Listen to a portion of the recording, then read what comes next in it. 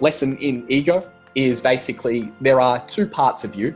Let's just call the first part ego and the second part heart. The heart part of you is the part of you that loves you no matter what. Whether you screw it up, whether you succeed, whether you fail, whether you're great, whether you're small, it doesn't matter. It thinks you are the greatest thing to grace God's earth.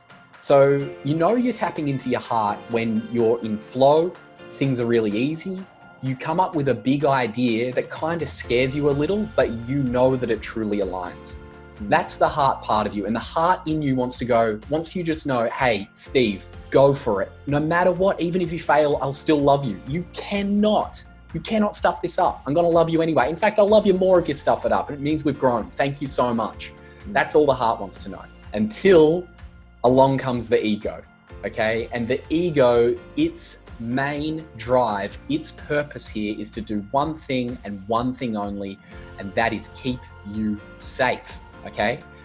Now, it sees safety in places where things are known, where things are certain, and where things are under control. No prizes for guessing which of these two out of the ego and the heart is the killer of creativity. Okay. So the ego, when you go to get creative, the heart is firing, and the ego comes in and goes, hey, did you ever think about what people say about you though? And you're like, I can get past that. I don't care what people think of me. I can achieve this. Yeah, but if you do achieve it, think about what you could lose if you lost it all. You didn't think of that, did you? And the ego is super, super smart, okay? You cannot outsmart your ego. It is always going to be there doing its job. Part of us, a large part of us, sees that as negative. But people say, if you had no ego, if you had no sense of fear, what is it you'd do? And people are like, man, I would achieve my goals. I would go out there and I would connect with everyone. I wouldn't care. I'd just be there to add value.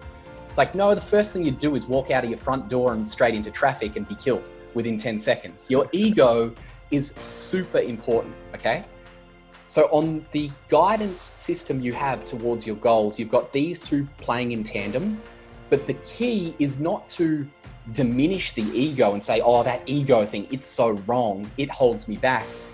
You simply need to know how to use it, okay? Yeah. So your ego, think of it as just needing to get control. So you need to be able to feed it the control that it wants. So it's going to control either way. You have no choice about that. If you're a human being, you have ego. You just get to decide what it controls.